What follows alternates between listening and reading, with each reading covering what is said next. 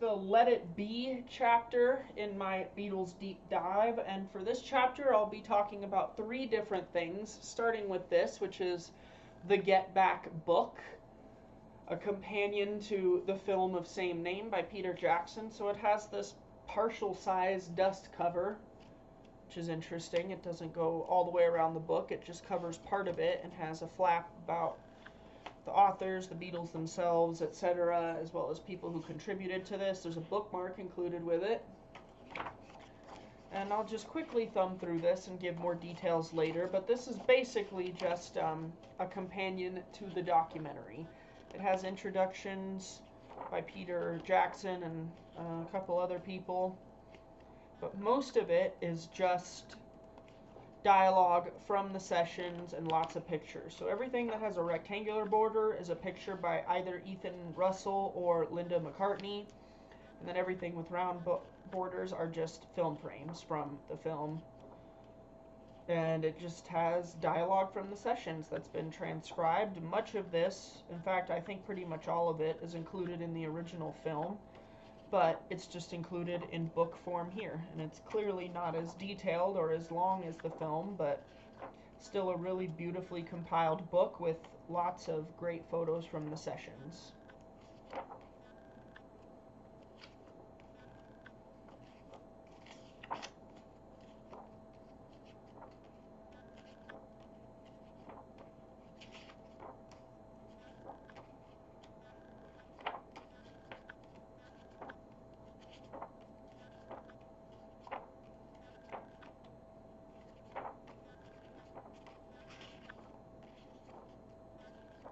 So that first section was all at Twickenham. Now we're on Act 2, where the band has moved to Apple once George rejoins the group.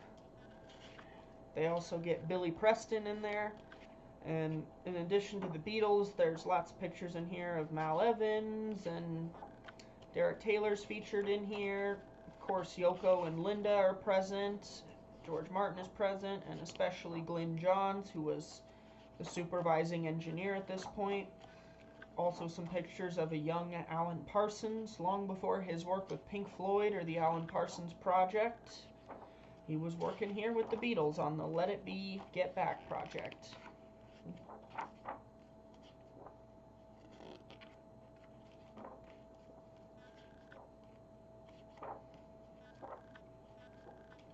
And Act 3 is the rooftop, so we get a bunch of pictures from the rooftop gig on the 30th of January, the second to last day of filming. After the rooftop, they did do one more day where they did the Apple Studio performance and performed some of the songs that would have been unfit to do electrically on the roof. And then just a discussion of what happened afterwards, why the project was shelved and eventually turned into what it became, etc. So there's the lovely Get Back book. Really beautiful book, great companion to the film. Up next is this, which is Let It Be Naked. This is released in 2003, and this contains the Let It Be album, tracks from it, without Phil Spector's overdubs, and some additional alternate takes were chosen as well. So just a different version of the songs that were on the album, mixed a lot differently, in my opinion, a lot better. The booklet follows the same general form. It has, again, a lot of excerpts of dialogue from the sessions that were being filmed.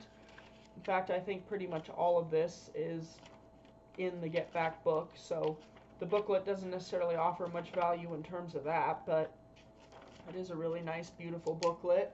It has details on the second to last page about the Fly on the Wall disc. So the first disc contains the remixed album. The second disc contains about 20 minutes of dialogue and some rehearsals recorded on the Nagra tape recorders that was not featured on the original album, though most of it is featured in both the Get Back documentary and in the Get Back book. And lastly, we have the box set. So here's the Let It Be box set. Again, a rectangular shape. We have the 4 photos that were initially on the cover by Ethan Russell, but These are little cutouts to show the photos that are the front page of the book. The title on the back, track listing on the back. So the book is up first. This book of the books probably has the graphic design that I'm least thrilled about. It's kind of designed like a scrapbook, and I'm never really into this kind of thing with a bunch of photos laid on top of each other and made to look like scraps of paper. I'm more of a fan of just a justified, nice look. I don't like things sideways and stuff. In general, I tend to like these books more than even the anthology book in the box set, but this one, I would have done this design a little bit differently. I really liked the graphic design of the 2009 remaster of Let It Be, the way that booklet was done. I probably would have gone with something more along those lines instead of this kind of scrapbook design. But still get very nice track details about everything that was recorded, and including when and how the Phil Spector overdubs were done on 3 of the songs.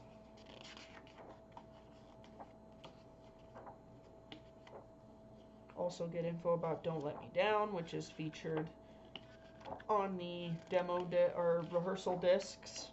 And this chapter talks about those rehearsal discs. Some of them came from the Niagara tape recorder, so they couldn't be remixed. And then this last chapter discusses how the initial idea of releasing an album called Get Back, mixed by Glyn Johns, was shelved, and that later turned into Let It Be.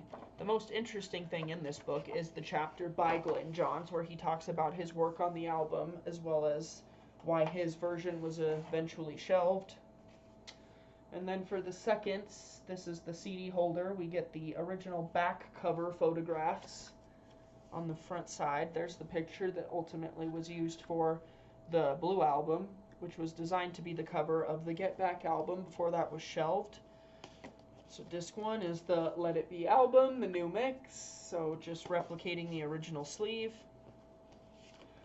Discs 2 and 3, this is Apple Sessions, and then this is Rehearsal and Jams. So they're basically just reversed the scheme where the back photos are on the front and the front photos are on the back, along with the track listing, and it's white instead of black, so I like that design choice. And then, as I mentioned, the original Get Back album that Glyn Johns planned would have had a cover that replicated the Please Please Me album cover, except with a different picture and title, of course, but it even has notes written by Tony Barrow with some quotations from his original Please Please Me liner notes. So that, to me, is probably the most interesting thing in here, is this disc. And I love the cover design of it. And then, similar to the Revolver box set for the Let It Be EP, we have an Apple single sleeve replicating what the original single labels would have looked like. And then the last disc is the Blu-ray, which again just replicates the original album cover. So that is Let It Be Naked, the Get Back book, and the Let It Be box set. Welcome back, my friends, to the show that never ends. I'm Brandon Ware. You're watching Angel65, my channel for all things music related, both music posts and music reviews, and this is chapter 11 of the Beatles Deep Dive, where I talk about the Let It Be Get Back period, specifically the Let It Be Naked album from 2003, the Let It Be 50th Anniversary box set, and the Get Back book. I'll attack these in the order that I actually went through them. So let's start with the book, the Get Back book. You might ask, why would you want a book of a film when the film is far more detailed? You can actually hear the characters talking.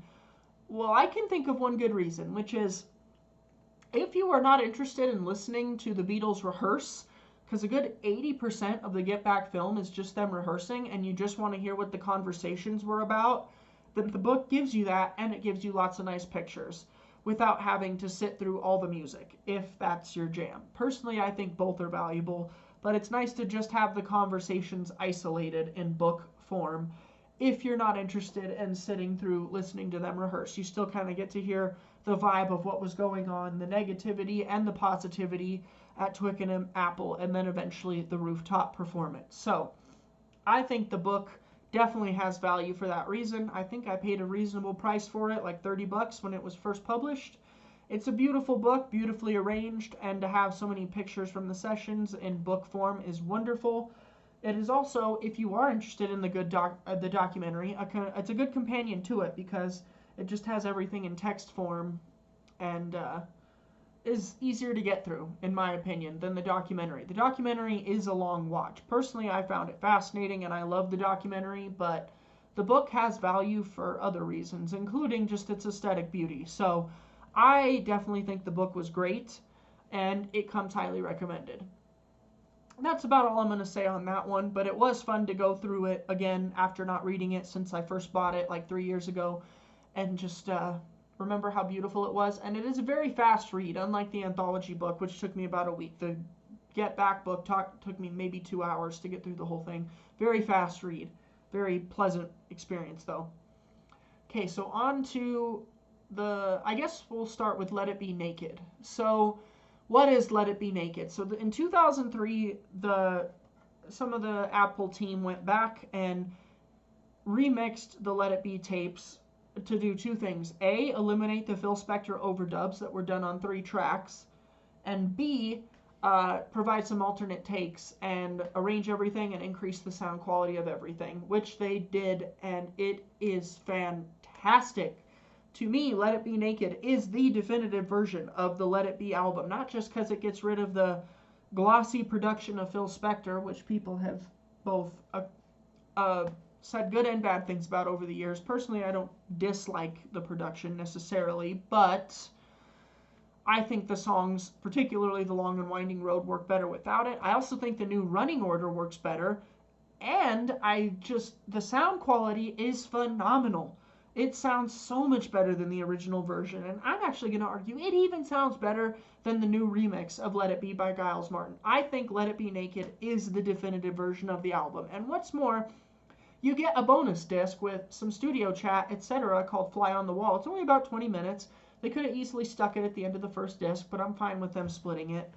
And that includes a lot of dialogue that actually did end up in the documentary and in the book, so if you're not interested in the whole documentary, you get like kind of a sampling of what it would have been like to be there on the Fly on the Wall disc, including the infamous argument between Paul and George. Well, I'll play whatever you want me to play, or I won't play at all.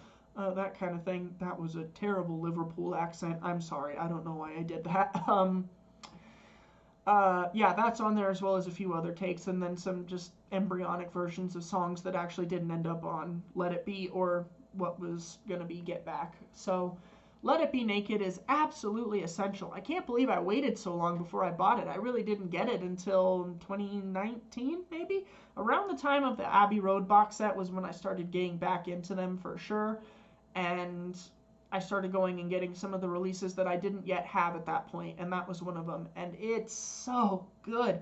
Let It Be Naked is essential. In fact, at the end of this series, I think I'm going to make a list of what I consider are the 5 most essential items in this entire series that I've talked about, and Let It Be Naked is one of them. I don't think you can hear the true form of the album in its original mix, the way it came out, without hearing Let It Be Naked for additional context. And the sound quality is better.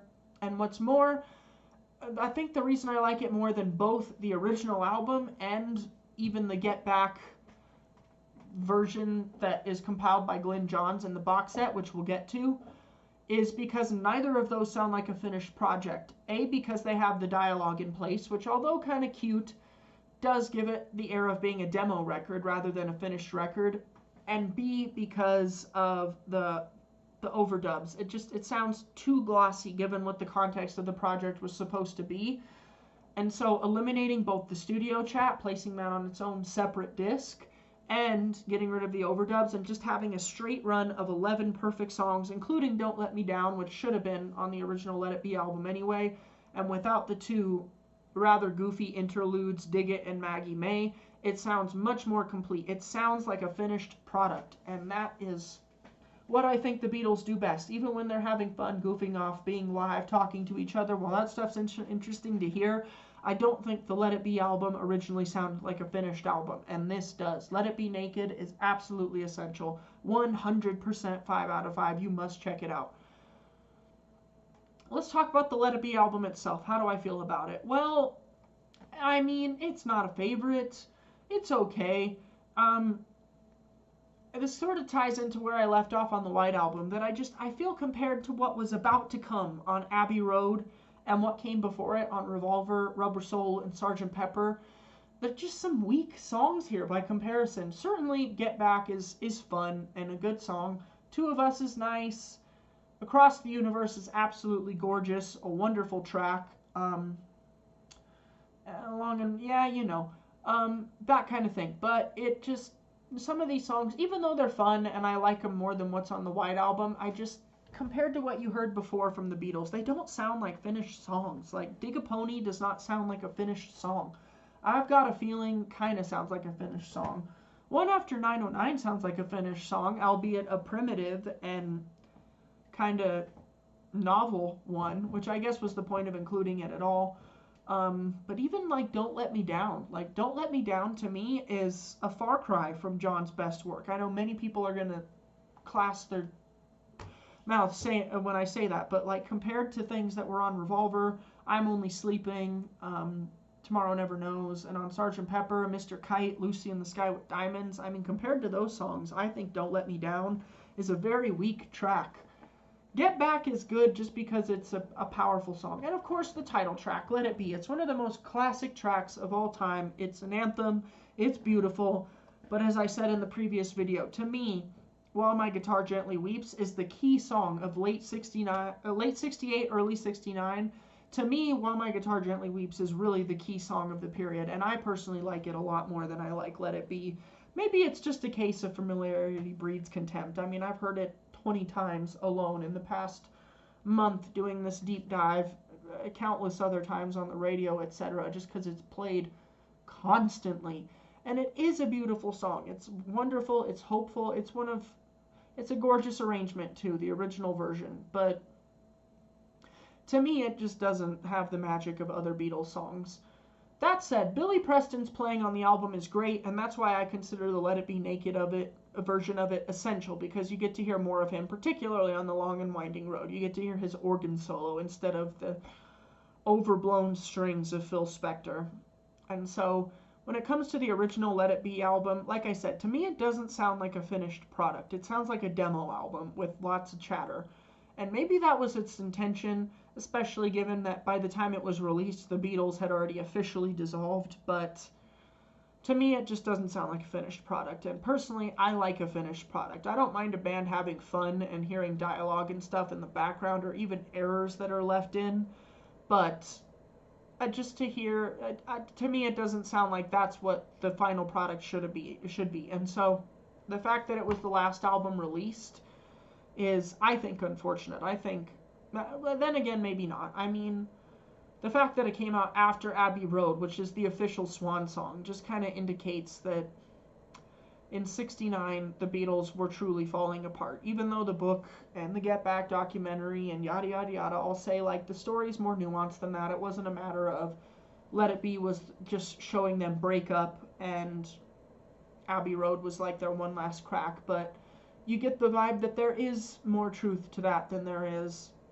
false, because Abbey Road is just light years ahead of both the White Album and the Let It Be album, that it makes you wonder why Let It Be was finished in the first place. Probably because some of the tracks on it are now considered classics, and I'm glad that material didn't go to waste, but to me it just doesn't sound like a finished album, and that's my honest opinion of it. And in terms of Phil Spector's production, I mean, they hired him for a reason. John and George did. They wanted the wall of sound. They got the wall of sound.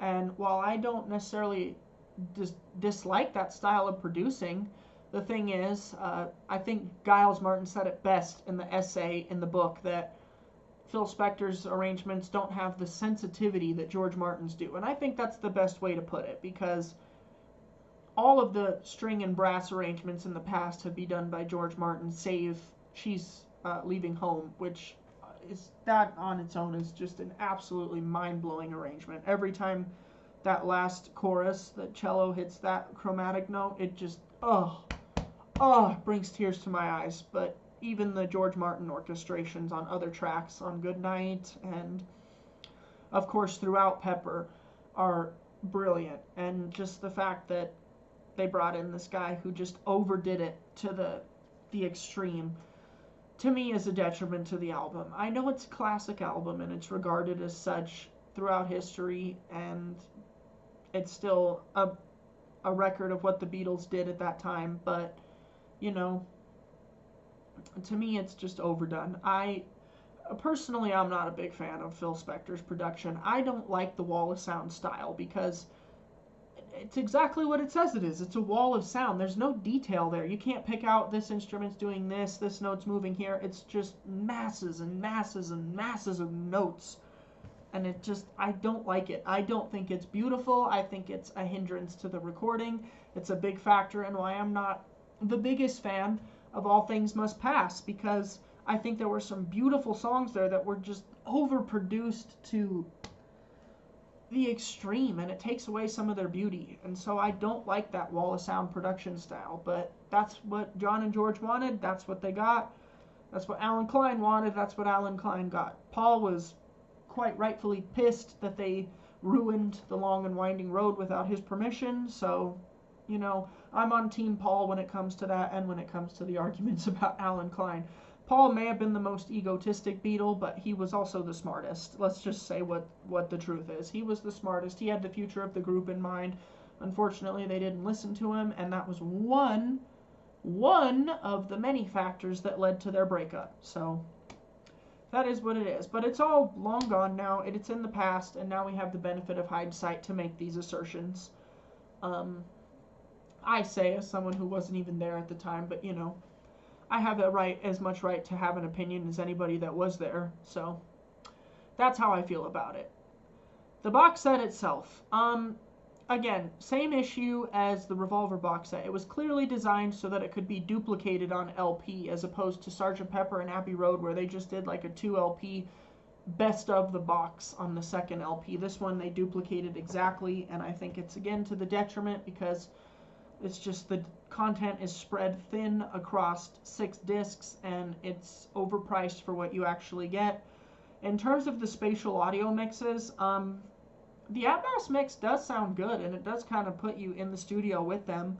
And ironically, the tracks that benefit most from Atmos are the ones that Phil Spector added his overdubs to, I, Me, Mine, Across the Universe, and Long and Winding Road, just because there is a lot of layers there. It gives it more of a spatial quality, but I don't think this album has much to offer in terms of the spatial audio format, so I didn't think either mix was outstanding. It didn't blow me away.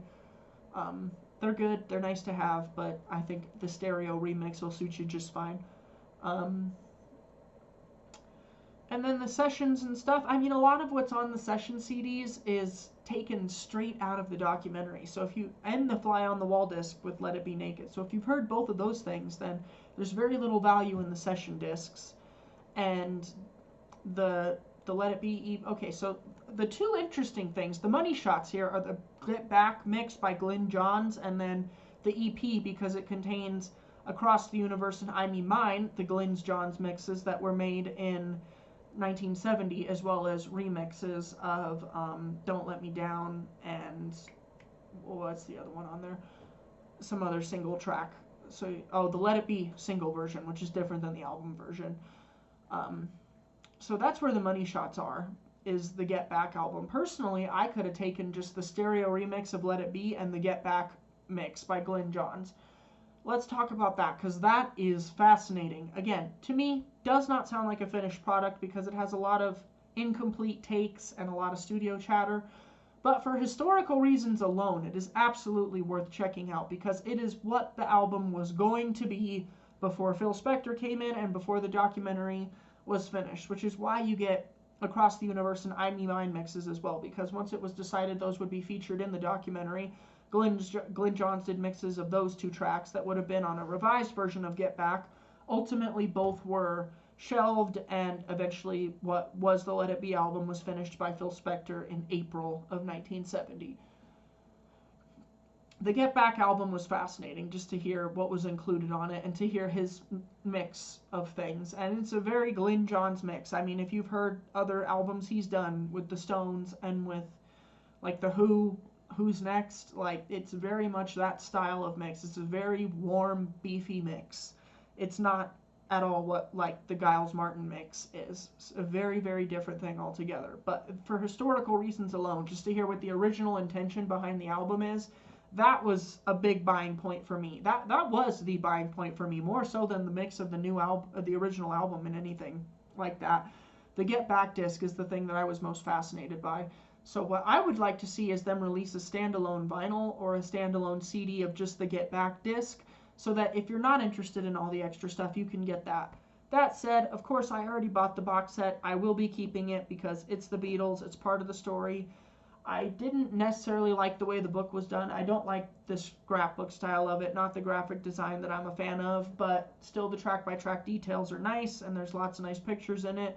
So overall, this box set and the Revolver box set, the two most recent ones in the series, I think were probably the least satisfying overall, but this one is still better. But yeah, given the price I paid for it, which at the time was like $120, and again, I'm sure it's more expensive now that it's been on sale for a while and there's less copies available. Not great value for money, if I'm being completely honest. It does seem a bit extortionate. If you want to pick up the standalone vinyl remix, then I guess it's worth checking out. But I mean, I have it, but I didn't. It's just not an album that I care for all that much. I don't hate it, but I just think it's unfinished. What I'd really like to do is find a vinyl copy of Let It Be Naked, because I know that's available on vinyl, and I would like to own that, because to me, that's the definitive version of the album. So of the three things that I mentioned here, well, if you don't want to watch the full 8-hour Get Back documentary, then the book is a great substitute, and the Let It Be Naked album has the Fly on the Wall disc, which gives you just a brief little glimpse of what it might be like to watch that documentary. So those are both highly recommended, but Let It Be Naked for sure. The box set itself, I'm afraid I'm going to have to go with a 2 out of 5 on this one, folks. I think it could have been done a lot better. I think they could have condensed it and reduced the price, or rather expanded it to justify the price that it did later qualify. But then again, it's hard to expand it because really everything that they could have included on the session CDs is pretty much covered by the movie anyway, and the movie does a better job of discussing it and the context at the time. So really the definitive documents of the period are the Get Back movie and the Let It Be Naked album. Those are the two things I would say you should go for. Those are my thoughts. 2 out of 5. The most exciting thing about it was the Glyn Johns mix of the Get Back album from 1969. That was absolutely fascinating, and I would love to see a standalone release of that. Let me know what you think in the comments. Do you like the Let It Be album? What do you think of Spector's production? What do you think of Let It Be Naked? Which version do you prefer?